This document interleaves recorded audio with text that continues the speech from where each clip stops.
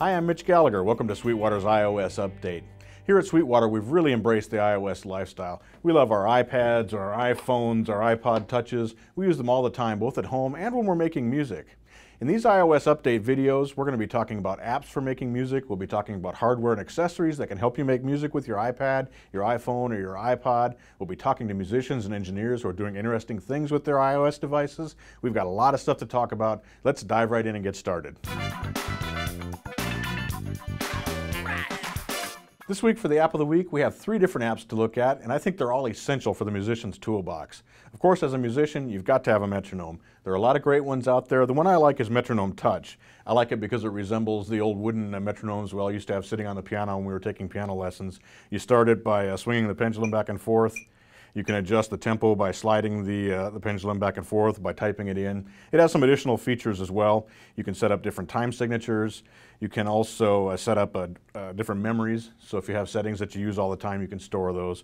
What I like about this is I just slip my iPad into a stand beside my music stand.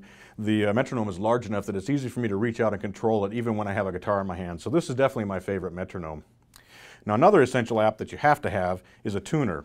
A lot of great ones out there again. One of my favorites is Polytune from TC Electronic, which resembles the Polytune pedals that they came out with.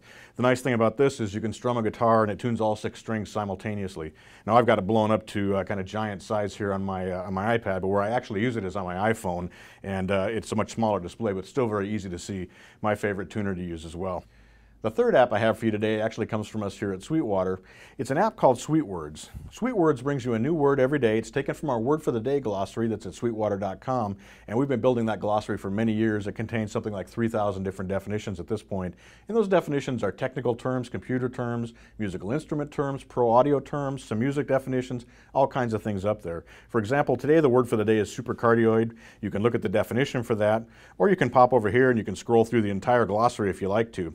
There's also a search field, so you can look up particular terms. You can share terms with your friends via email. It's a great resource to have in your iOS device.